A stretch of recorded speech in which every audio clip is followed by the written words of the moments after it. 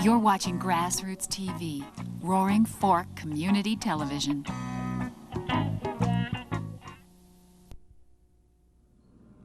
Hi, I'm Jerome Ostentowski, Director of the Central Rocky Mountain Permaculture Institute, and we are going to preview our latest video on natural weed control. I hope you enjoy it. Afterwards, we'll be talking with John Masters about the video and other projects that we're doing at the Central Rocky Mountain Permaculture Institute.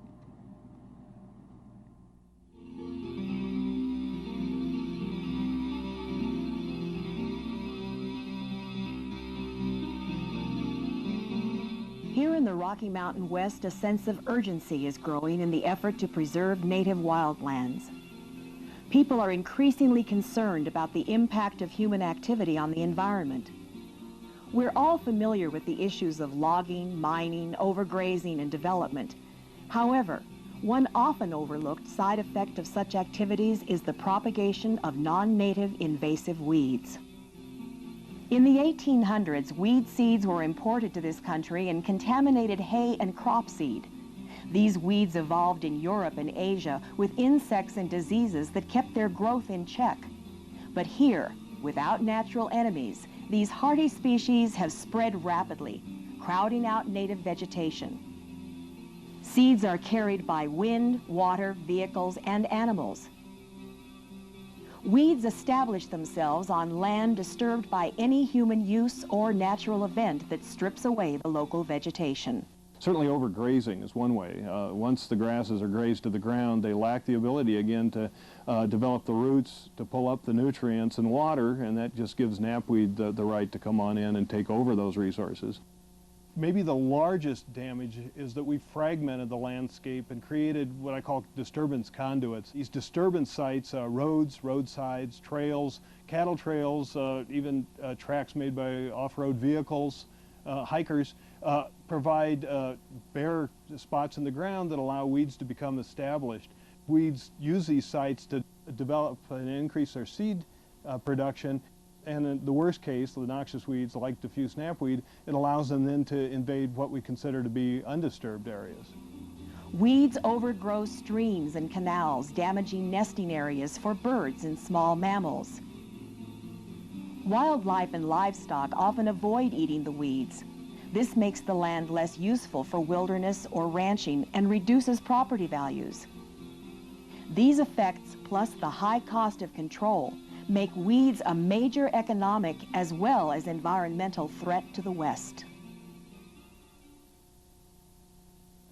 The effect that leafy spurge has on wildlife is tough to quantify. The best that we've been able to determine is that in the four-state area of Wyoming, North Dakota, South Dakota, Montana, is that leafy spurge costs roughly about $8 to $9 million economically in terms of wildlife effects.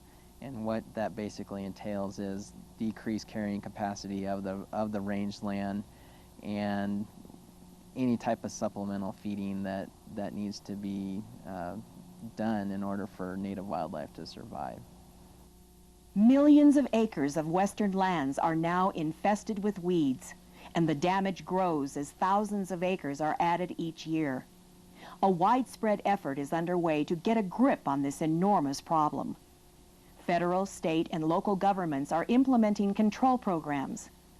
Currently, the primary tool used in most weed control programs is spraying with chemical herbicides. The safety and long-term effectiveness of herbicides are hotly debated issues. Many are concerned by the potential hazards to human health and to non-target plants and animals. It's our position that in light of these concerns, herbicides should only be used where other methods are not effective and when hazards can be minimized. With herbicides, I see two major concerns. First, there's the human health risks, which are very real and maybe understated. There's the fact that most herbicides come along with their inert ingredients, that they won't tell us what's in them. As a scientist, my mission's to reduce uncertainty, and I feel frustrated that I can't reduce uncertainty if no one tells me what's in these things, so that really how can the risk be evaluated? The second risk is to the native environment. Herbicides were developed to kill specific species, often in agronomic crops. They're now being used in natural areas where their effects on the native biota have essentially been untested. Weed managers do use some non-chemical methods in addition to herbicides, but there is established resistance to the idea of chemical-free weed control. Weed management is a young and developing science. Yet, because of the urgency of the problem, managers often rely on chemicals to kill weeds quickly instead of fully researching the alternatives. Non-chemical weed control programs are now considered experimental, when in fact, all weed control efforts are experiments, because circumstances vary and the long-term effectiveness of each program remains to be seen. Many varieties of noxious weeds are penetrating the Rocky Mountain landscape. These species have competitive advantages over natives, such as deep root systems, prolific seed production, and long-term seed viability. Some can even alter soil chemistry to suppress the growth of native competitors. There are several different knapweed species infesting our region. These include spotted and diffuse knapweed. Studies show elk numbers are reduced in knapweed-infested areas. The value of the land for recreation is also reduced, since knapweed is an unattractive and thorny plant that can eliminate more attractive native plants from an area. Several species of non-native thistle also plague our area. Among these are Canada, musk, and plumeless thistles. These thistles can be very aversive to cattle and are damaging to rangeland and public lands across the West. It's important to note that some thistles are native, and proper identification must be made before control methods are applied. Native thistles are an important part of the ecosystem. Leafy spurge now infests nearly 3 million acres of land in 29 states. It destroys grazing lands for cattle and horses, degrades wildlife habitat, and greatly reduces plant diversity. Spurge has been a tremendous economic burden to our region due to the cost of control and the reduction of property values. In addition to accidentally introduced species, very serious problems have been caused by plants introduced deliberately for ornamental or functional value. Invasive ornamentals are a huge problem for us here at the park and for the broader landscape. Basically, what I mean by that is plants that are decorative or considered useful and are deliberately planted in people's gardens or landscaping that then are able to escape into the wild and create problems. Tansy is a common ornamental that grows well in many gardens. Unfortunately, it can escape and invade neighboring lands and stream beds. It outcompetes native plants, provides poor forage for animals, and can restrict water flow in irrigation ditches. Dame's rocket seeds have been included in wildflower seed mixes until recent regulations banned their sale in Colorado. Dame's rocket is another invader of streams and marshes. These invasive ornamentals cost huge sums of money to control and often lead land managers to increase the use of chemicals. There are a number of non-chemical methods that are proving to be effective in controlling weed infestations. These include biocontrol, manual controls, grazing, and land rehabilitation. Many are coming to believe that biocontrol can be the most effective, least hazardous, and most affordable method of controlling large weed infestations. Biocontrol programs take parasitic insects from the weed's land of origin and release them onto infested terrain here. Insects are imported, which attack many different kinds of weeds. Government programs often make these insects available for little or no charge. The costs of our biocontrol effort for diffuse knapweed in the state of Colorado is zero. All of the species are available free from the Department of Agriculture so that private landowners or managers of public areas can obtain these insects, release them on the site, and in time, hopefully see the control that we've seen at our site. 4 years ago, the Boulder County Commissioners gave my group at the University of Colorado at Boulder the opportunity to attempt to demonstrate that diffuse knapweed could be controlled using non-chemical techniques. The biocontrol part of our weed management on our diffuse knapweed has involved adding suite of insect species to the community. We have 5 species in total, 3 that chew on the above ground parts of the plant, 2 that chew on the below ground parts of the plant, and these 5 species collectively sort of force the plant to, instead of being able to make seeds, the plant has to repair the damage that's being done by these insects.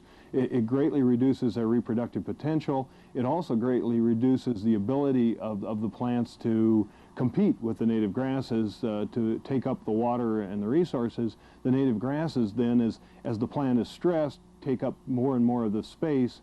On this graph, you'll see that seed rain, or how many seeds were produced per square meter out there, started at almost 5,000 seeds per square meter in 1997. And that number quickly dropped to about 3,000 per square meter, probably due to the fact that we pulled the cattle off the site. But then in one site in the year 2000, and at all sites this year, we see a total collapse of seed production by the knapweed. This is the combined effects of all 5 species of insects working over this plant to reduce its seed output. And so collectively, the 5 species have simply reduced the reproductive output of this plant to near zero.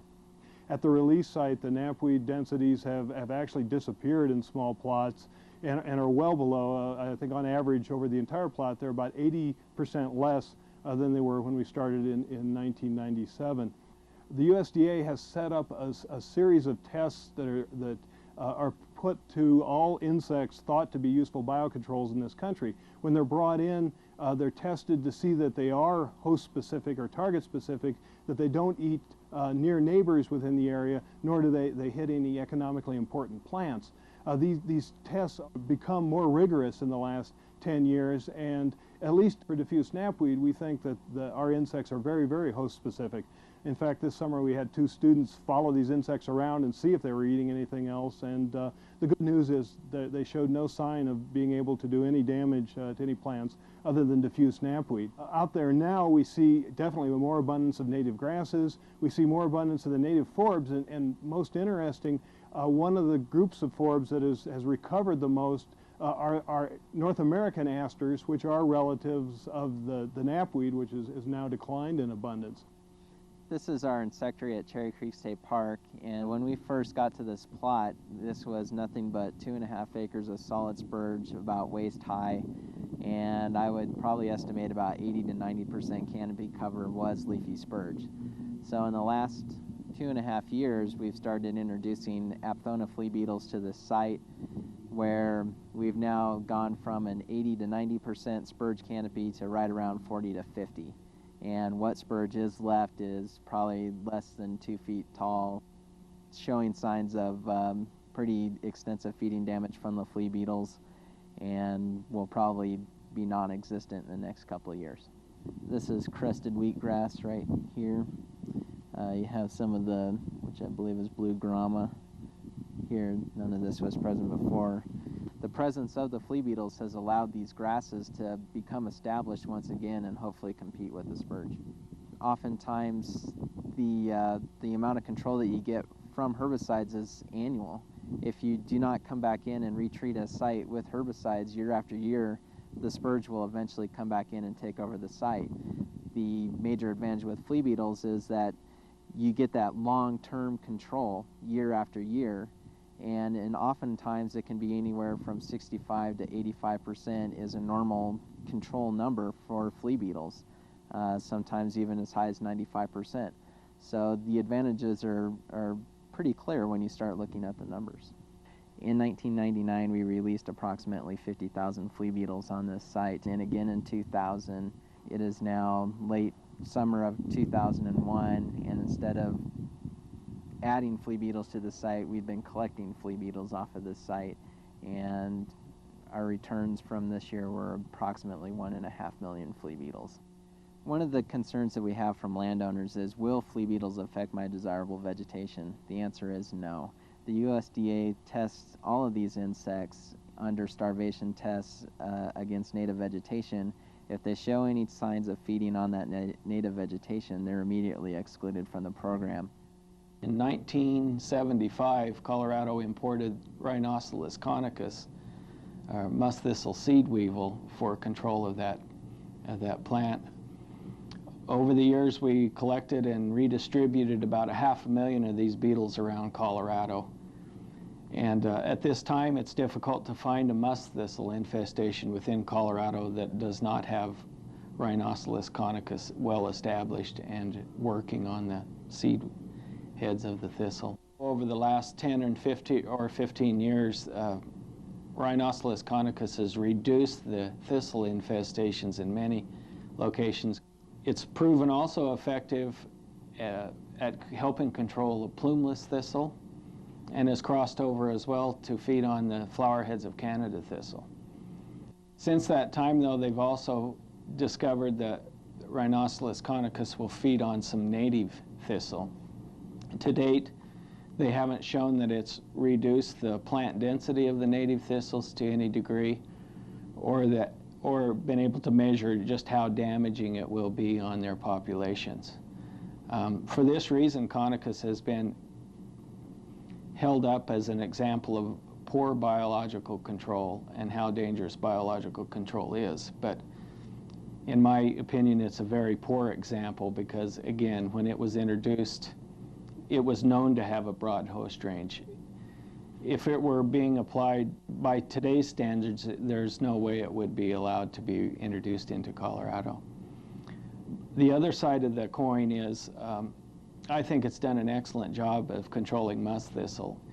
And had it not been introduced 25 years ago, what would musk thistle be like in Colorado today?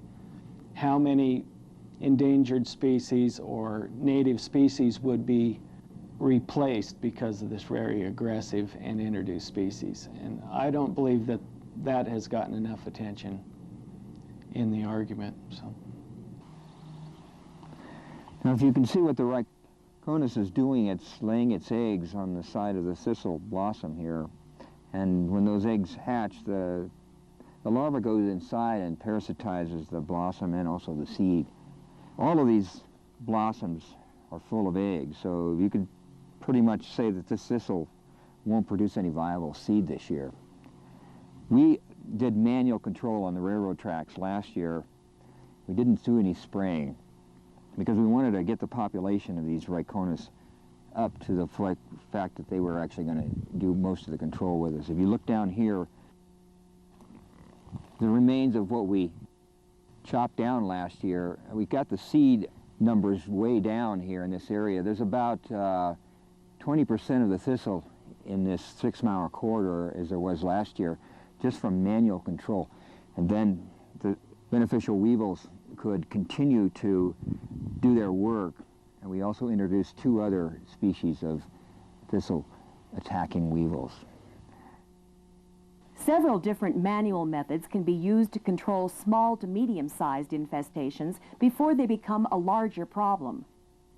Hand pulling can be effective in keeping small outbreaks from getting out of control. Many parks have begun programs enlisting volunteers to pull weeds. With the Volunteer Weed Warriors project, the results are that we have successfully hand-pulled weeds out of small areas. We have been able to at least stop the spread of weeds in some of the larger areas, and that we've been able to nip some really small new invasions in the bud.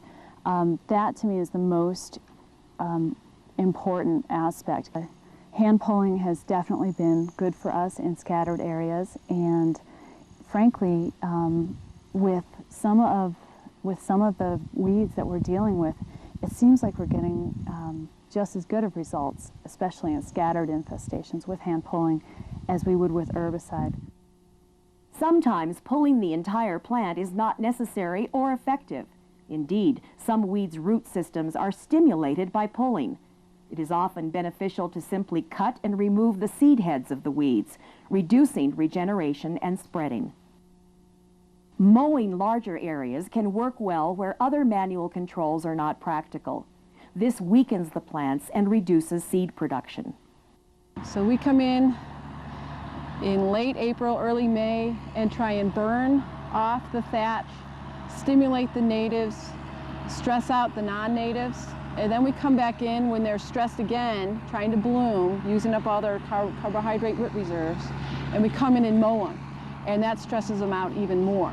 We mow over 1,000 acres a year and have greatly reduced certain weed species on open space through mowing. Controlled grazing with cattle or goats can also be an effective method. Goats in particular like to eat certain weeds. While they eat, their feet and their droppings condition the soil. Usually the first day or prior to them getting into an area, we reseed with natural plant species. And with the interaction of the goat's feet on the seed, as well as our ability to get them eat a lot of the ground thatch, they'll have a better sprouting rate. So it actually promotes the reseeding and the regrowth of natural plant species. The fundamental principle to bear in mind when tackling the weed issue is that weeds are largely a symptom of degraded soils. When land use strips the soil bare of native vegetation, the nutrients the natives need to thrive are eroded away. When we protect and rehabilitate the soil, we create conditions that favor the natives and deter the growth of weeds. When conditions are right, natives can be resown or replanted in damaged areas. Native flora can be restored so that weeds have less chance to prosper. Several techniques can be applied to give restoration its best chance. After doing the manual control and releasing the beneficial weevils, we followed up with a reseeding program by putting native grasses and other forbs in here and mulching them. We're waiting for the rain to germinate this, and this will help outcompete the thistle and other weeds in here. Mycorrhiza are naturally occurring fungi that fortify plants by helping them extract nutrients from the soil. When vegetation and topsoil are removed from a site, so are the mycorrhiza that support natives. When replanting natives, mycorrhiza can be reapplied to the soil in liquid or solid form, giving the plants the optimum chance to reestablish themselves and outcompete weeds. When soils are laid bare, they lose minerals that are important to the survival of natives. To restore soil health, a soil test should be done to determine which minerals can be applied to compensate for missing nutrients. We're going to be mixing up some planters too, which is a mineral and trace element fertilizer. It has calcium, magnesium, sulphur, boron, cobalt, and iron. And in most of these disturbed areas, there's a deficiency in all of these minerals and micronutrients. And that's why the perennials have a difficult time getting established. So if you put the minerals in, you will make it an easier job for the perennials to come in and get established. Cover cropping is the sowing of certain types of grain seed as a way of temporarily protecting and restoring the soil, as well as crowding out the weeds before natives are resown.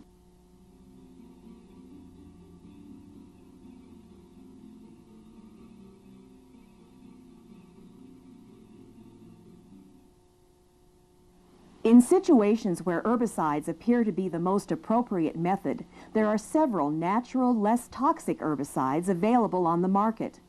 One of these is a high-strength vinegar. This thistle was sprayed with the 300 grain vinegar several days ago. You can get an idea about what it does to the plant.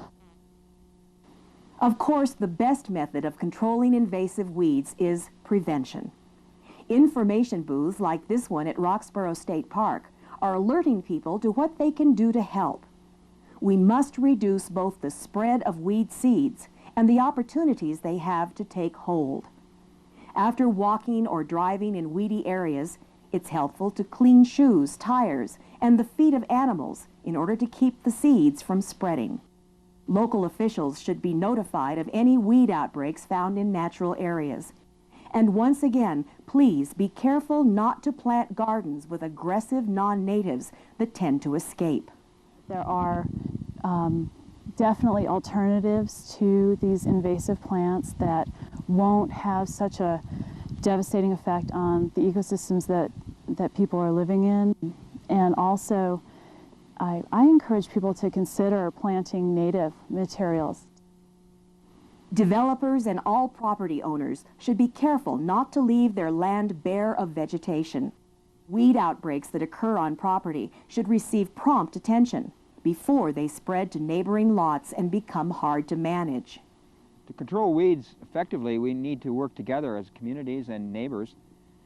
We've cut the thistles on one side of the road, and the property owner here has not cut them, and they've gone to seed, so they're going to blow on the other side of the road and spread and infest other areas. You can see this is a good example of where somebody built a berm and didn't properly revegetate it and allowed the weeds to come back in and cause this problem of spreading weeds throughout the community.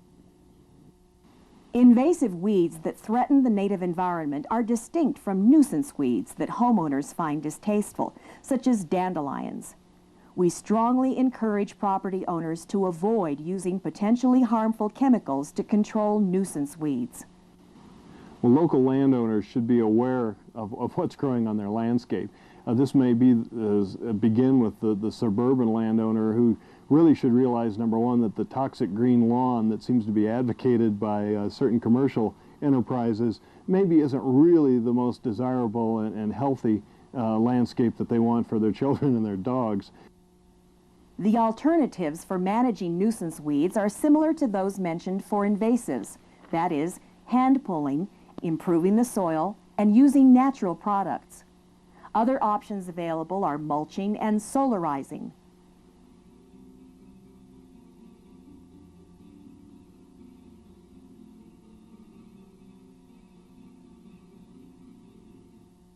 Weeds actually have many good uses, such as for food and medicine. The town of Carbondale, Colorado, promotes these uses in its celebration of the dandelion. I'm Lori Stone. I'm with the Carbondale Environmental Board. And about 3 years ago, the Environmental Board started a festival called Dandelion Days, where we celebrate the dandelion. Dandelion is actually one of the most nutritious foods. The leaves can be used in salads, can be used in stir fries, can be used really in any recipe that calls for like spinach. It's got lots of calcium, iron, vitamin C. It's highly nutritious. We also educate people during the festival about how to improve their soil so that they don't get weeds in their soil, and alternatives to chemical spraying. Local governments are beginning to address public concerns about the safety of herbicides. 2 towns on Colorado's western slope have adopted low and no spray policies. Robbie Darcy, town weed manager for Basalt, Colorado, tells of her initial reaction to her town's new no spray policy. I was a little nervous about having a no spray policy because I have such a large area, and I just didn't, I don't like chemicals, and I've never liked chemicals, but I was nervous because I had not done enough investigating into other areas to know what was available to me. And how do you feel about this policy now? I like it. I think we've had really good success with not using chemicals. I sprayed 1 year, and I have had as good of success without chemicals as I ever had with chemicals. So I, of course, would rather not use the chemicals. This area 4 years ago was completely covered in plumeless thistle, and we have been able to eradicate it through mechanical just by cutting it. And then as there are stragglers left behind, we use a very high-strength vinegar that we come in and spray on it, and then that has been working very well for us. So as you can see, the area is no longer covered in thistle, and we've reclaimed it.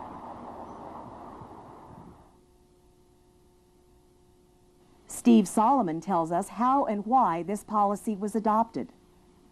My town was in the process of annexing and improving a golf course on 300 acres of ranch land, and the applicant initially handed us a pesticide proposal, and this is right on top of our water table and right on our rivers. And I started to do a lot more work on the town's behalf, looking at these pesticides and informing people of their problems and what they would do. And so during the course of that whole review, which took about 2 years, our town came out of it with a no-spray policy. The town of Basalt adopted its no-spray policy partly in response to the chemicals that were to be used on the new golf course. The city required the golf course developer to use an integrated pest management program that minimized spraying. An important part of this alternative approach was the creation of bio-islands. These diverse landscapes, planted around the fairways and greens, support beneficial insects that control the pest insect population. In the 20 acres of bio-islands, weeds are managed with a full spectrum of non-chemical methods. And now, on the rest of the course, only minimal spot spraying is used, and the landscape provides homes and food for birds and other wildlife. We have the native umbels coming in, cow parsnip for insect control. Nice place for the ducks to come in and out, and insects to come in and get water. So we created a young forest here, a forest garden within a golf course. Carbondale, Colorado has adopted a minimum spraying policy. The town of Carbondale didn't have enough money for a few years to spray the parks, so the parks hadn't been sprayed in probably 3 years, and the Carbondale Environmental Board wanted to keep it that way. So right now the policy that they've enacted is that they can spot spray if there's certain areas that are really bad with weeds, but they can't do any large spraying of the parks with chemicals. And anything that they do put on, they have to check with the environmental board first, and we can give them the okay. There is often public resistance when large-scale spraying of herbicides is proposed. It's very difficult to be assured that the active ingredients, as well as the unnamed inert ingredients included in herbicides, are safe. There is also concern that weeds eventually adapt to herbicides, causing these products to become less effective over time. On the other hand, people who oppose herbicides must be aware that the loss of native ecosystems to invasive weeds is something to be avoided whenever possible. Many species of plants and animals are threatened by invasives. If nothing is done, future generations may never be able to enjoy the real natural beauty of our region. Unless the land is protected and rehabilitated, the battle against weeds could prove to be a futile and very expensive struggle in terms of money, human and environmental health, and divided communities. This scenario can be avoided if weed managers, public officials, and citizens work together to use the very safest, least costly, and most effective methods of preventing the spread of invasive weeds.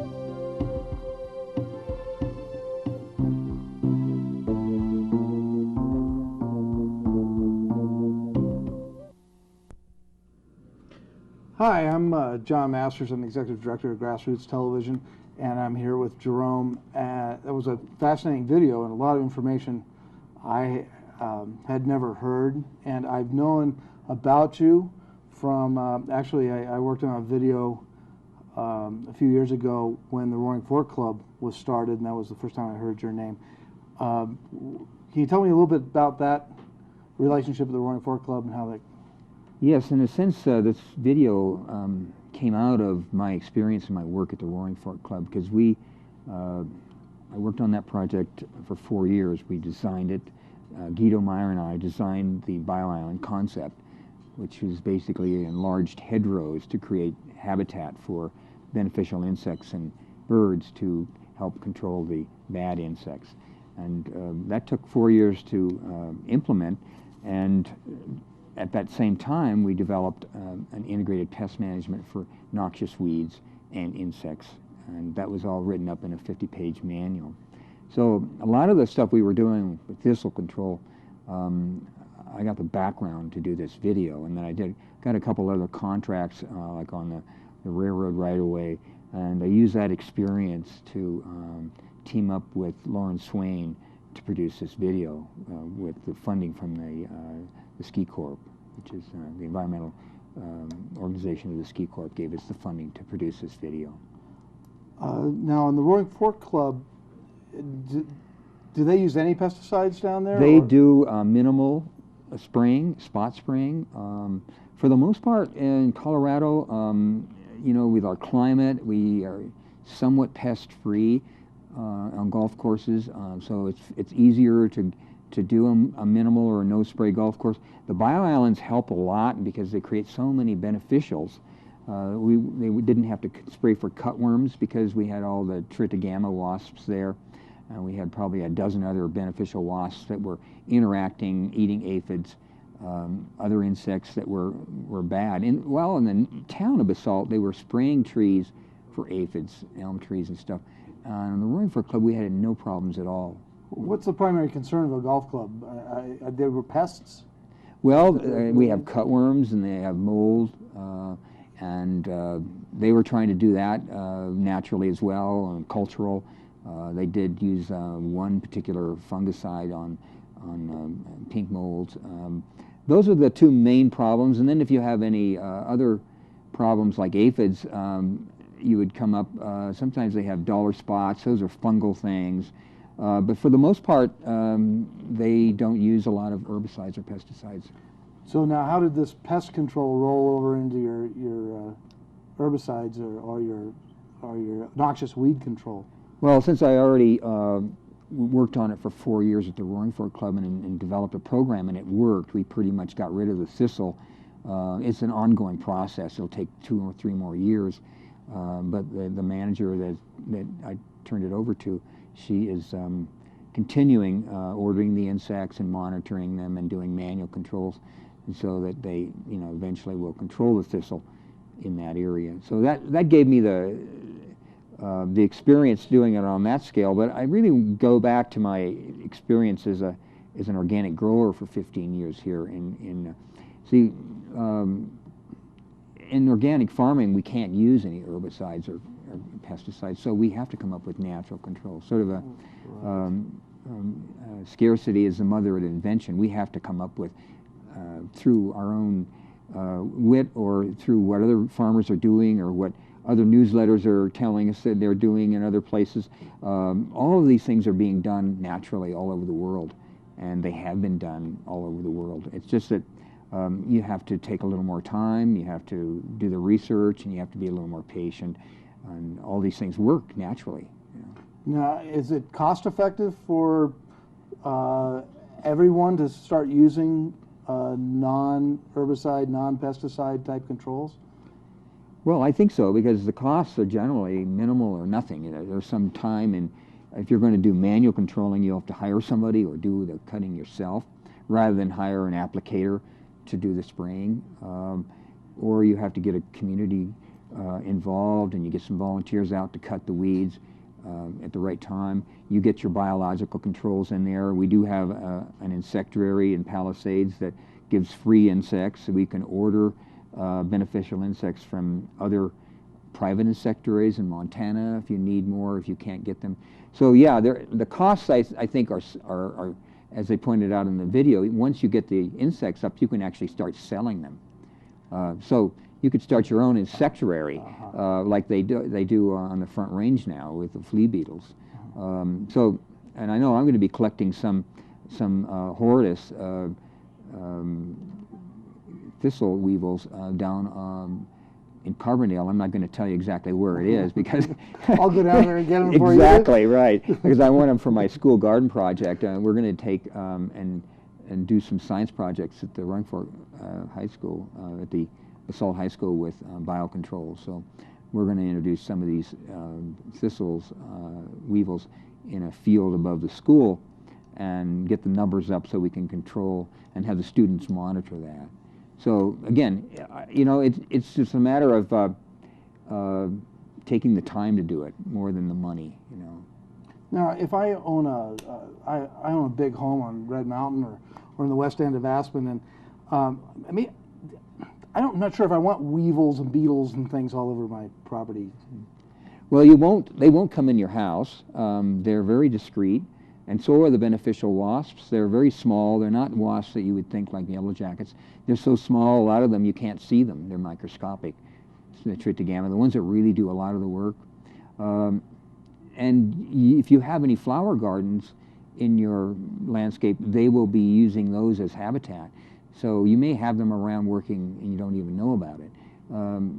Again, you would rather have those things around than you would have the oversprays and the residues of certain herbicides, you know, in your water system or in your grass clippings that will contaminate the compost. So if you look in the long range, the natural systems are always better. You know, when natural systems work everywhere, basically. It's only in our disturbed or constructed landscapes that we have to come in with these artificial spraying systems. Yeah. I see. Now, can I ask my landscaper to start using natural methods, or are they open to that? Well, there are a couple of people who work with landscaping that tend to do the more natural methods, and it just depends on who you hire. But the industry tends to sell a lot of product that takes care of the problems very quickly, and that sort of fuels the industry. So you'll have to shop around to get a person who wants to do it naturally, and it's going to take more time, and you may not have the perfect landscape, but you will have a less toxic landscape. It's often the way it is. It takes a little more time to do it right, but in the long run, it really pays off, and you can sell the bugs later. Exactly, right. You can actually make money doing your landscape. Yeah. Well, what they do is they go over to the neighbors and they start working on the neighbor's yard, or they go to the lot next door that's infested, and they start taking care of that so that people don't have to spray over there. These things start to spread around. So this is another one of my questions. If we bring in all kinds of bugs and they wipe out all the thistles, what happens to the bugs? They finally balance out, they die out if their food supply's gone? As they mentioned in the video, they do starvation tests on them. The only one that has any potential for crossing over to the native thistle is the Rhinoceros conus, and that was released in the 60s. And again, that's crossed over to the plumeless thistle and the Canadian thistle and is helping control those. And there is some evidence that it's going over to the native thistle, but there's not any evidence that it's causing any serious damage. But again, these invasive species came over from Eurasia and Europe without the insects. Now what they're doing is bringing the insects that control them over there. So that's really bringing the stable situation again.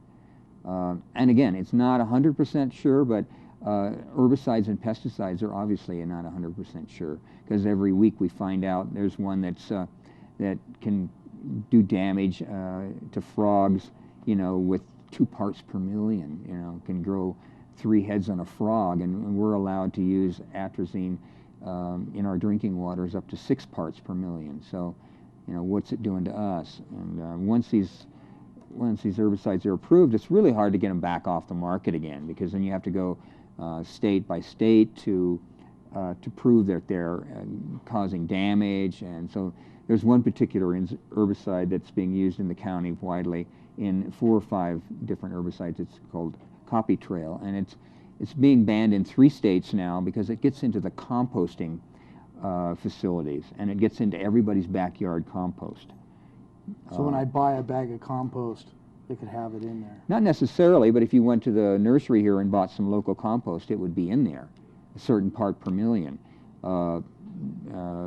And it would be in the leaves that you'd pick up on the street. It would be in a bale of hay that somebody gave you to use as mulch, because they used curtail or they used transline, because all these herbicides are being sold at the local stores, and the grass crews that are spraying your lawn for broadleaf are using those herbicides that have copper rail in it.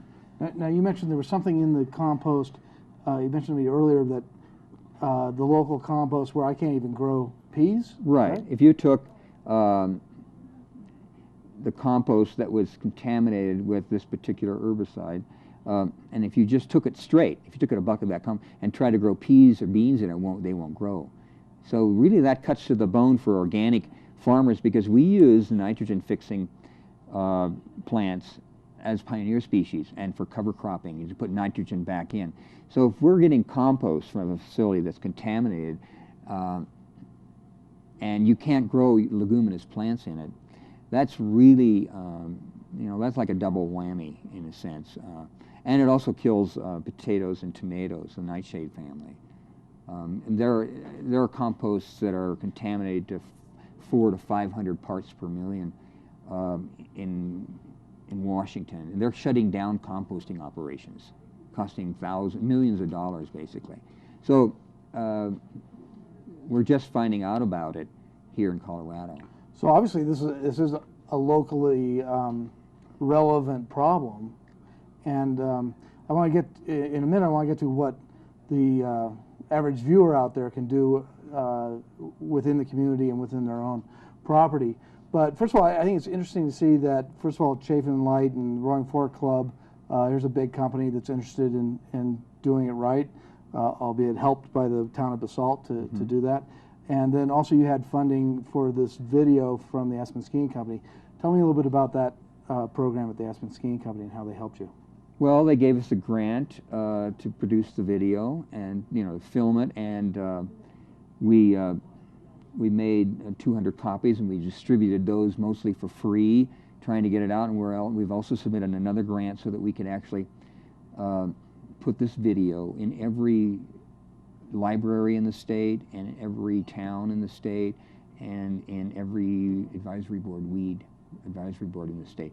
So that way people can see these alternatives, because when I go to the weed board meetings, I don't hear any alternatives. That's why I did this video. I've been to several years of weed control. I was just at one on April 1st in Carbondale, and there wasn't one flyer out on biological control on the table. There was a list of applicators. There was some money to give out for application. So it's very one-sided. There's, they have an agenda there. They'll tell you about weed control, but it's not on their top priority. They'll tell you about alternative controls, and they do some, and they do talk about it, but they do have an agenda that tends to favor herbicides. And I just think it's fair that we get all of the things out on the table, that we show them how biocontrol works, and we have education about it. We have flyers out on the table. We make sure that we put more funding to our insectariary, and it's a very poorly funded operation. And we look at controlling weeds by goats, bringing in all those, and they have done that here in Pitkin County. So the people have, the advisory board has brought in some alternatives, but the struggle is a day-to-day struggle, because there's a lot of incentive and a lot of interest out there to use herbicides. A lot of money. A lot of money pushing in it. Herbicides. Now, what's the relationship or what's the point of view of local governments, say Basalt, City of Aspen, Pitkin County, toward their programs, their weed control programs? Well, the town of Basalt has a no-sprays policy as a result of the club, and as Darcy mentioned, that that's an ongoing thing. I'm actually working with the town of Basalt and giving them more information about what other states are doing and what other counties are doing. So there are lots of counties in Washington that are totally pesticide and herbicide free. So other states are way ahead of us. Montana is 20 years ahead of us in biocontrol. It's amazing. It's Montana, amazing. too. Yeah, Montana. And when I was talking there are many private insectaries where they grow insects, young entrepreneur types going out, setting up these small companies, collecting insects, selling them. And when you go to a weed control conference now, They don't talk about herbicides. They talk about biocontrol. So we're like 20 years behind them. So all we have to do is, look what our neighbors are doing, and start learning more about them. Well, and this valley likes to think it's 20 years ahead of everybody. Well, they're not. They're 20 years behind in just about everything when it comes down. And the towns, though, like town of Carbondale is just got a wake-up call because somebody wants to use a huge amount of herbicides on a ranch that's in a watershed where they get their water. So people are going to start learning. They're going to be watching this video. They're going to start learning about alternatives because I was hired by other golf courses to look at their pesticide programs. And I could go down, if they had 15 different herbicides and pesticides, I could go down and make it an alternative natural control for each one of those that is working in other golf courses. See, all the information is out there, but it's just there's a whole industry that likes to sell its products, and they work. There are consequences of using those products. But so there's a whole education process that needs to go on. People need to wake up to it. Now, can we, as citizens, do something about this? Can we influence our elected officials to perhaps make ordinances that we can do that? Yeah, you can show up at the meetings when a rancher wants to use, or a developer wants to use, or a golf course, just like they did when the Roaring Fork Club came to get their permits, and the people were upset that they would be putting a golf course on these two ranches, and they said, well, come up with an alternative. So they did. So that's what we need to do. We need, as community council people or just citizens, go to the meetings and say, we don't want to use this stuff. We want alternatives. And if that's basically what we need to do. Show up at the meetings. Look at the labels. Look at what you're putting on. Maybe talk to your weed control, your lawn care people. Encourage them to use alternatives, non-toxic materials. They're out there. We just have to do the re-education because at CSU they teach people how to use chemicals. There's not even, I can't even get the funding to go up there and talk. I put this video in Now, in the video they said toxic green lawns. We all assume that once we get the dandelions pulled out of our lawns that, and if I don't spray herbicide on my lawns, that actually the lawn's a nice, friendly environment for us to roll around.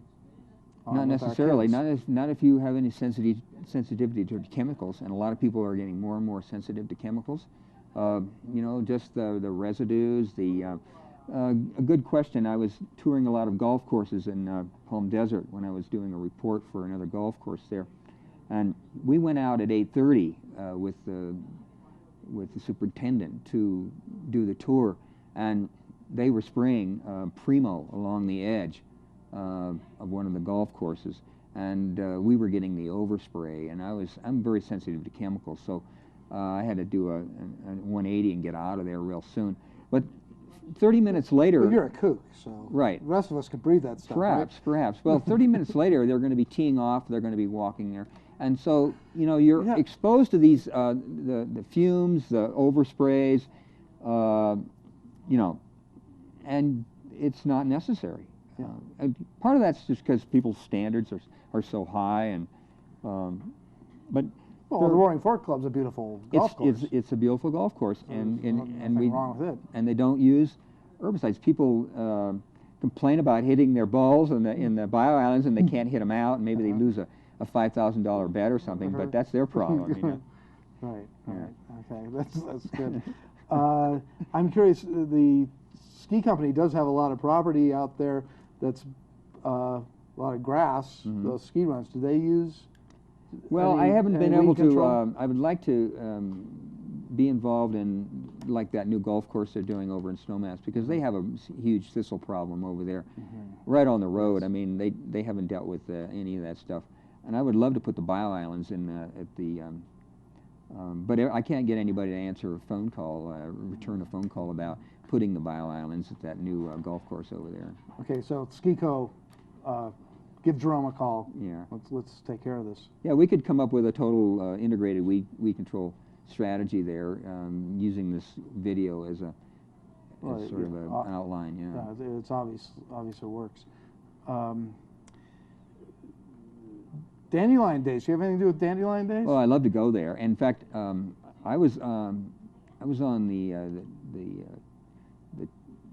group that tested all the recipes, and it was delightful to eat all of those different jams and things and dishes, quiches that were made from dandelion, and it's just a great festival, and it shows how people can get together and turn a problem into a solution. And now Doc has, he's making his dandelion beer, and in fact, he's the one that started Dandelion Days. He was on the environmental board and was very active from the beginning, and that's how all of that happened. And I use a lot of weeds in my own food. In fact, that's how I cured a couple of diseases I had, just by eating lamb's quarters and nettles and cattails and pigweed and all the stuff that comes up early in your garden. As you can weed and eat rather than spray it, and then you feed the rest of it to the rabbits, and then you eat those rabbits. Now, right now, I'm feeding my rabbits quackgrass, which is a noxious kind of invasive grass. But I don't want any more of the quackgrass to grow because I have to keep cutting it for my rabbits. Because right now, that's the only thing there is. And later on, there's comfrey and there's other things that I eat. So we can take these weeds and feed them to our chickens and rabbits, or eat them ourselves because they're more nutritious than our vegetables. And then when the vegetables come in, then we have a change in venue. So it all works out very naturally. We just have to realize that these weeds are really, they're pioneer species. They're doing their job. And if you're spraying them, you're not doing your job. You have to be aware of what their position, what their mission is on the earth. And then if you can get that one, and if you can try to bring in the insects to control them, if there's some beneficial use for weed, then you can capitalize on that, make medicines out of it, or eat it in your salads or cook it. So everything has a use. Well, it seems like so many of the problems in the world, environmental problems in the world, seem too big for us to find a solution to and to have an effect on. Whereas this one seems like there is a solution, and it doesn't cost any more money, and it's very productive and positive. And what the heck? Why aren't we all doing it?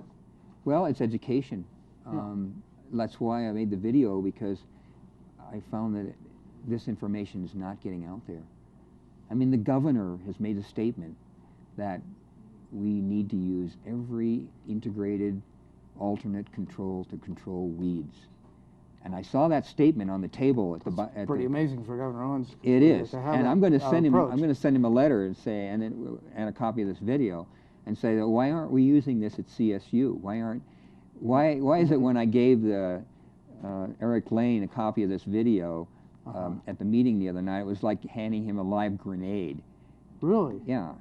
So it's like, why don't they get on board, and get people, involved in doing this stuff?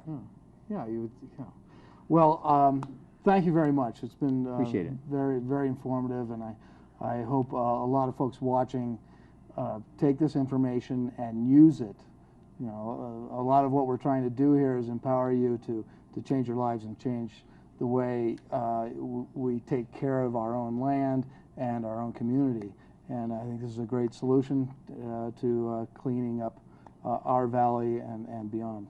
So thank you for your hard work. Well, thanks for having me. And we're looking forward to seeing it happen. Good.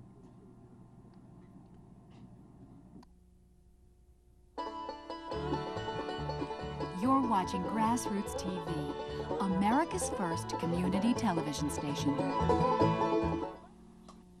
Grassroots Television is underwritten in part by the Lodge at 5 Trees, a truly luxurious and private estate home with direct ski access, located at the base of Aspen Highlands. Daily showings by Bowden Development, 544-2000.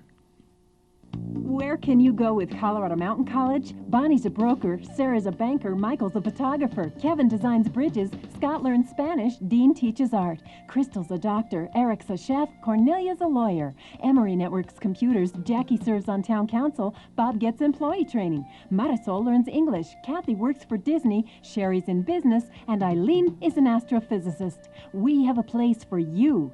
Colorado Mountain College. Join us for the future. We take you there.